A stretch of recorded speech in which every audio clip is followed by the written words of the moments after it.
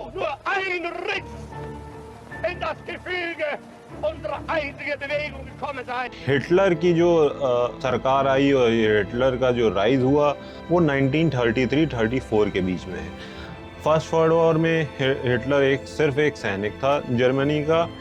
1913 में जब Balfour declaration हुआ और 1881 से जब इनका ये मूवमेंट शुरू हुआ तो उसी टाइम से ही यहूदियों का जो जाना था फ़िलिस्तीन में ले जाके बसाया जाना था रशिया और यूरोप से शुरू हो चुका था।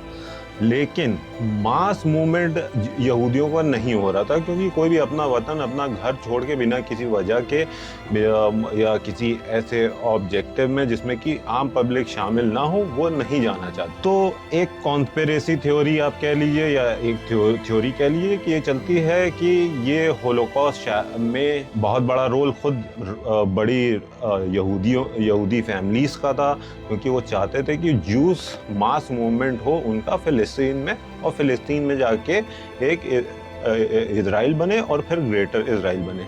आज जो हम इज़राइल देख रहे हैं अभी ये बहुत छोटा है। आप उनके अगर झंडे पे गौर करें तो ऊपर जैसे नीली पट्टी नीचे नीली पट्टी और बीच में सफ़ेद। ऊपर नीली पट्टी का मतलब होता है यूफ्रेट्स नदी जो कि टर्की से होते हुए इराक होते हुए जाके समुद्र में मिलती है और नीचे नाइल नदी जो कि इजिप्ट से होते हुए जाके समुद्र में मिलती है। इस हिस्से के बीच में जो वाइट इनका झंडे में दिखाया जाता है ये हिस्सा जो है ये पूरा कहते हैं कि ये हमारा हिस्सा है और ये हमको बनाना है इजराइल से ग्रेटर इजराइल, जिसमें कि टर्की का कुछ हिस्सा, सीरिया, इराक का कुछ हिस्सा, सऊदी अरब का कुछ हिस्सा, पूरा जॉर्डन, लेबनान और इजिप्ट का कुछ हिस्सा आता है।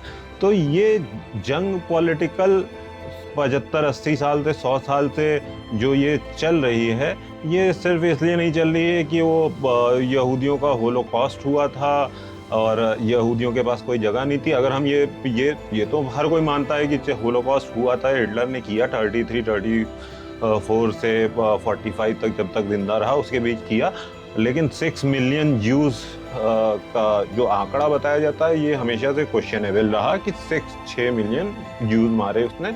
ये क्वेश्चनेबल था और आज भी है और बहुत से हिस्टोरियंस ने इसको रिजेक्ट किया है कि ये आंकड़ा सही नहीं है। आगे आप और वीडियोस बनाएंगे, आप उसको देखिएगा ताकि आपको और जानकारी इसके बारे में हासिल हो। शुक्रिया।